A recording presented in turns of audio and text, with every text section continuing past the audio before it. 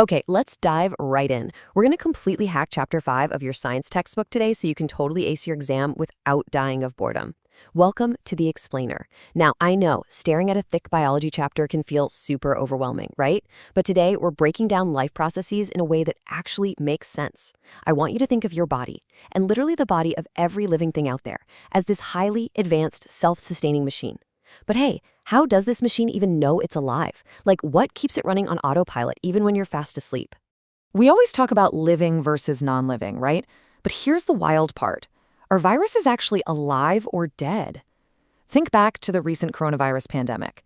A virus acts completely, 100% dead outside.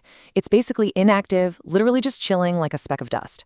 But the very second it enters your body or any living host, boom, it suddenly wakes up. It starts taking in food, multiplying, and acting very much alive. Now, this creates a massive controversy in biology, but it also points us to the ultimate question. What is the true test of life? So, our agenda to crack Chapter 5 today is super simple. 1. Are viruses even alive? 2. The RENT of life. 3. How plants cook food. 4. The human digestive journey. And finally 5. Unlocking energy with respiration.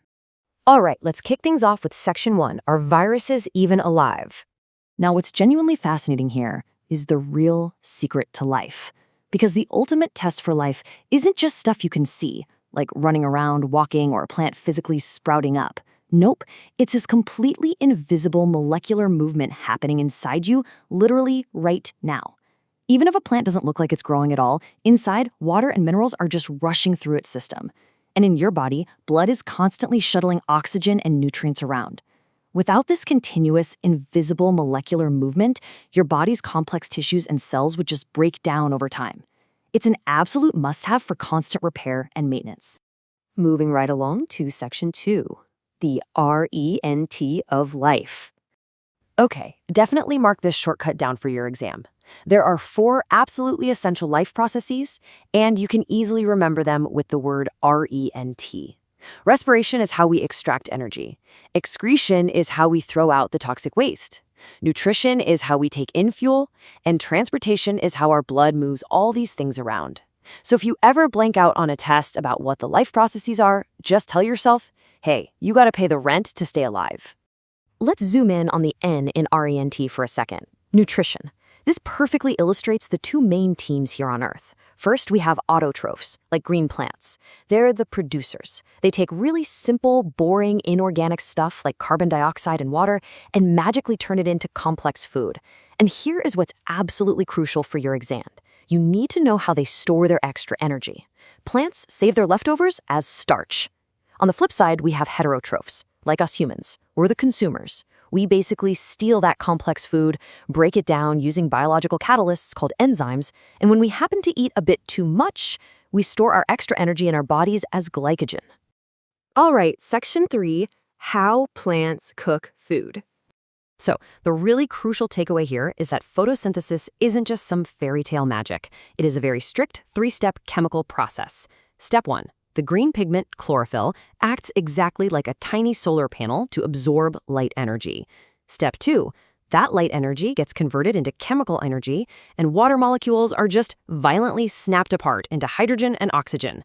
And step 3, that hydrogen gets added to carbon dioxide, which, by the way, is a process called reduction, to whip up some sweet, energy-rich carbohydrates, specifically glucose.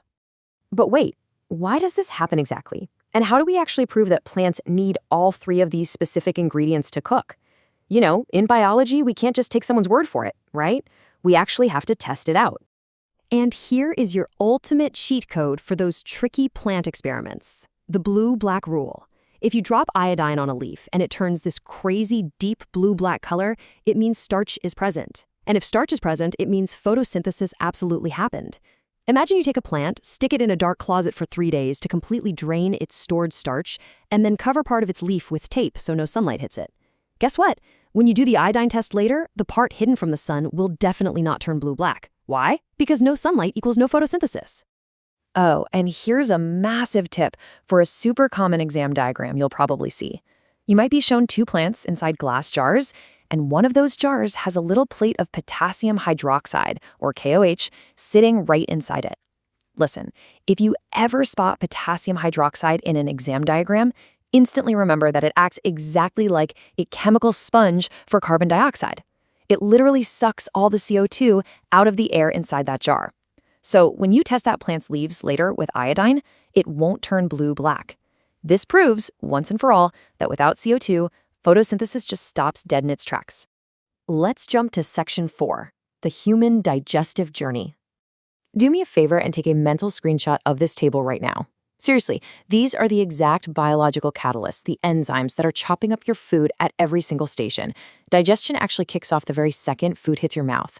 Your saliva is packed with salivary amylase, which starts breaking down complex starch into simple sugar right then and there. Next, the food takes a ride down to your stomach, which is basically an acid bath thanks to hydrochloric acid. This acid is super important because it wakes up an enzyme called pepsin, which acts like a tiny pair of scissors just slicing up proteins. And finally, the pancreas joins the party, shooting in trypsin to handle even more proteins and lipase to break down all those fats. Okay, mark this one down for your exam too. A ton of people think the stomach does all the heavy lifting and finishes the job, but actually, no. The really crucial point is that your small intestine is where the complete digestion actually happens. It's the longest part of your alimentary canal, all tightly coiled up inside your belly, and it is the absolute final destination for digesting all your carbs, proteins, and fats into usable forms like glucose, amino acids, and fatty acids. But wait, we have a tiny problem. The food coming out of the stomach is crazy acidic, right? But the pancreatic enzymes waiting in the small intestine, they can only work in a basic alkaline environment. So to fix this, your liver shoots in its secret weapon, bile juice, which it keeps stored in the gallbladder. Bile juice does two mind-blowing things. First, it completely neutralizes that stomach acid, turning the food alkaline. And second, it acts just like dish soap. It takes giant, super stubborn fat molecules and emulsifies them, meaning it shatters them into tiny, manageable little globules so that the lipase enzyme can easily finish digesting them. Okay, so now your food is perfectly digested into this liquid soup of nutrients. Awesome, but how does it actually get into your blood? Well, the inside wall of your small intestine isn't smooth at all. It's totally lined with millions of tiny finger-like structures called villi. These villi act like millions of microscopic sponges. They massively increase the surface area of the intestine, letting them rapidly pull all that glucose and those amino acids directly into your bloodstream. How cool is that? Which brings us to our final stop, Section 5, Unlocking Energy with Respiration. Imagine this. Your blood just successfully delivered a molecule of glucose to a single cell somewhere in your body. Now what? Well, step 1 of respiration always happens in the cell's cytoplasm. Right here, that 6-carbon glucose molecule gets chopped exactly in half to create a 3-carbon molecule called pyruvate. Now, this first step is completely universal. It happens exactly the same way whether you are a human, a giant tree, or a tiny microscopic yeast cell. But here's where it gets really interesting. Depending on how much oxygen you actually have available, that pyruvate is going to take one of 3 very different paths to release its energy. In yeast, where there's 0 oxygen, it undergoes fermentation, churning out ethanol and CO2. Now, inside our cell's mitochondria, where oxygen is plentiful, it breaks down completely into carbon dioxide and water, releasing a massive burst of energy. That is aerobic respiration. But what happens in the middle scenario? You know, when oxygen is just kind of low? Let's say you're sprinting as fast as you possibly can. Your lungs are pumping hard, but your muscle cells are burning through energy so fast, they literally start running low on oxygen. Boom, your body hits the panic button and switches to the emergency lack of oxygen pathway. Instead of fully breaking down the pyruvate, it converts it into a 3-carbon molecule called lactic acid. And this lactic acid builds up super fast in your muscle tissue. Guess what? That sudden buildup is exactly what causes those awful, severe muscle cramps during a heavy workout. Now, just getting that oxygen in the first place is a completely different challenge depending on where you actually live. And this brilliantly illustrates why fish in an aquarium are always gulping water.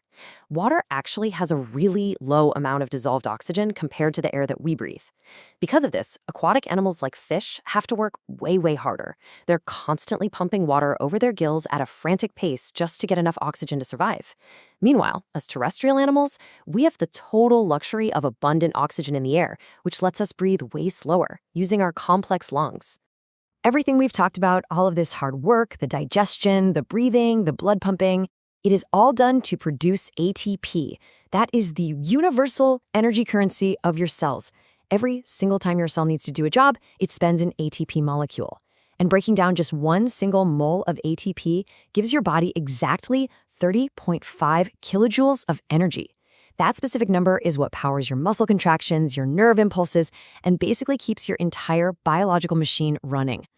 So, knowing how beautifully interconnected the RENT of life truly is, I want to leave you with this final thought. We've just seen how respiration completely relies on digestion to provide glucose, and how transportation relies on respiration for energy. Every single system, from those tiny villi acting like sponges to your lungs expanding with air, works together seamlessly. But what happens to the entire human machine if just one single step, like the production of bile juice or the invisible molecular movement inside a single cell, simply stops? It's a pretty fascinating reminder of just how perfect the chemistry of life really is. Keep studying smart guys, and you'll absolutely crush this topic on your exams. Thanks for hanging out and learning with me today on The Explainer.